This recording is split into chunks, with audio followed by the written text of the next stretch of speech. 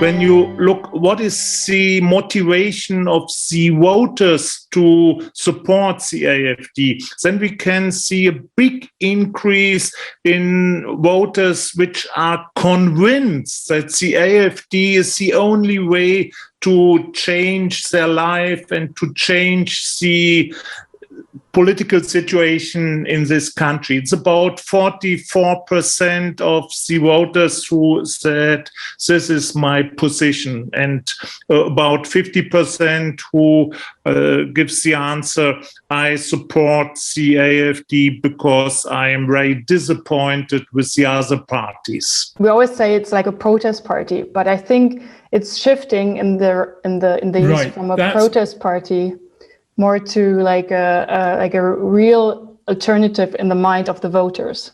Yes. But it's really also interesting on this side that it's also like, it feels like it's the end of mobilization of AfD. As Wolfgang Schroeder just said, that they didn't rise or improve their results. And it's also interesting to see on the federal level, for example, like they had a huge Corona campaign and spread the fears and said that there is no pandemic and people shouldn't be afraid and shouldn't use masks and all these things that you also have in the US, that the pandemic became political. And it's really interesting to see that it actually didn't result in anything positive from that perspective. It didn't, like the electorate didn't rise. This is good. I think we can't learn anything from the elections yesterday, maybe for the national level. I think this is a really special election yesterday.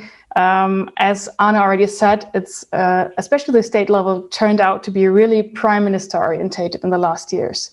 Like all state elections we had, as Knut already said, Baden-Württemberg, Rhineland-Palatinate, now Sachsen-Anhalt, and before also Hamburg and also Brandenburg. All elections were focused on the prime ministers and actually had results in this prime minister things. And as you all know, Angela Merkel will leave the stage. So there will be no prime minister or chancellor that people can vote for. So there will be like an open space and people have to choose for something new. So I think this is really important that we have to keep in mind.